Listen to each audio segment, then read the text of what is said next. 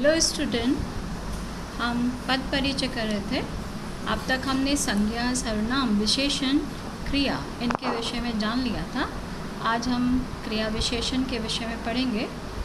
ये क्रिया विशेषण समुच्चय बोधक, संबंध बोधक, विस्मयादि बोधक आपके अविकारी शब्द हैं। यानी कहने का तात्पर्य ये है कि ऐसे शब्द जिनमें लिंग वचन कारक के कारण कोई परिवर्तन नहीं होता, तो इसलिए इनको अविकारी शब्द भी कहते हैं। क्रिया की विशेषता बताने वाले शब्दों को क्रिया विशेषण कहते हैं। इसके भेद हैं रीतिवाचक, स्थानवाचक, कालवाचक और परिमाणवाचक विशेषण, क्रिया विशेषण। ये सब क्या है? आपके क्रिया विशेषण है। तो आपको इन सब के विषय में जानकारी होना आवश्यक है। अब जैसे रीतिवाचक क्रिया विशेषण किसे कहते हैं? जिस क्रिया विशेषण शब्दों के द्वारा कार्य के संपन्न होने की रीति या विधि का पता चलता है, उन्हें रीतिवाचक क्रिया विशेषण कहते हैं। जैसे एग्जाम्पल, कोमल अचानक छत से गिर पड़ी। तो यहाँ पर क्या है? अचानक। चौंक कर क्यों उठकर बैठ गए। तो यहाँ पर क्या है आपका रीतिवाचक क्रिया विशेषण? चौंक कर। तो इस तरह से आपको फाइंड आउट करना है। दूसरा है स्थानवाचक क्रिया विशेषण, यानी जिन क्रिया विशेषण शब्दों के द्वारा कार्य के होने के स्थान का पता चलता है, उसे स्थानवाचक क्रिया विशेषण कहते हैं।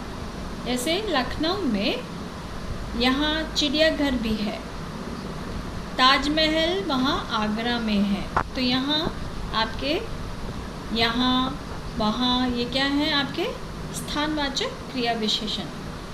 परिमाणवाचक विशेषण, जैसे कि आपको पता चल रहा है कि क्रिया विशेषण शब्दों से कार्य के नाप तोल की जानकारी के विषय में पता चलता है, उसे परिमाणवाचक विशेषण कहते हैं। मैंने अपने पूरे कपड़े रख लिए हैं। तो यहाँ पर क्या है? पूरे।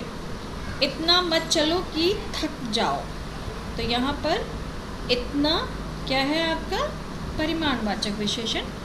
कालवाचक विशेषण, यानी जिन क्रिया विशेषण शब्दों से कार्य के होने या कार्य करने के समय की जानकारी होती है, तो उसे कालवाचक क्रिया विशेषण कहते हैं। तो इस तरह से ये आपके हो गए हैं। इनकी जानकारी होना आवश्यक है, जैसे कि आप वाक्य में निहित पद का परिचय दे सकें। समुच्चय बोधक। समुच्चय बोधक दो प्रकार के हैं, समानाधिकरण समुच्चय बोधक और व्याधिकरण समुच्चय बोधक। यानी ये जो समुच्चय बोधक होते हैं, इनको योजक भी कहते हैं, यानी दो शब्दों, दो पदों या वाक्यों को जोड़ने का कार्य करते हैं। जैसे और है, तथा, एवं, इसलिए, किंतु, परंतु, ये सब आपके क्या हैं? समुच्चय बोधक हैं।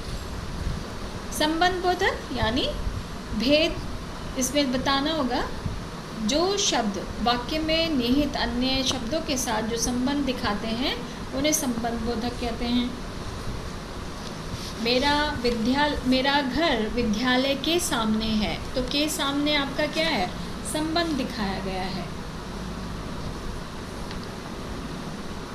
जैसे डरावनी फिल्म देखकर मोहन डर के मारे कांप उठा। तो डर के मारे, तो ये सब क्या है? संबंध दिखाया गया, अन्य शब्दों के साथ संबंध दिखाया गया है। विस्मयादि बोधक शब्द किसे कहेंगे? यानी जो हमारे भाव होते हैं, जैसे शोक, हर्ष, घृणा आदि भाव को प्रकट करने वाले शब्द क्या कहलाते हैं? विस्मयादि बोधक अव्यय कहलाते हैं। जैसे अरे वाह, ये क्या हो गया? शाबाश, तुमने बहुत अच्छा कार्य किया। आज वाह, तुम तो कमाल के हो। वाह, यह कितना सुंदर दृश्य है। तो ये सब क्या है? आपके विस्मयादि बोधक शब्द हैं। तो इस तरह से आपको ये पूरी ग्रामर आपके पद परिचय के अंतर्गत आ गई है। तो इसमें आपको इन सब की विस्तृत जानकारी होना आवश्यक है। जैसे कि हम पहले बता चुके हैं, सबसे पहले आपका मुख्य भेद आएगा, फिर उसके जो उपभेद हैं उनके नाम आएंगे, फिर आपके लिंग, वचन, कारक और क्रिया से उसका क्या संबंध है। इस तरह से आपको 4 आपके पॉइंट लिखना आवश्यक है। आशा है आपको समझ आ गया होगा। इसी के साथ हम विराम लेते हैं। धन्यवाद।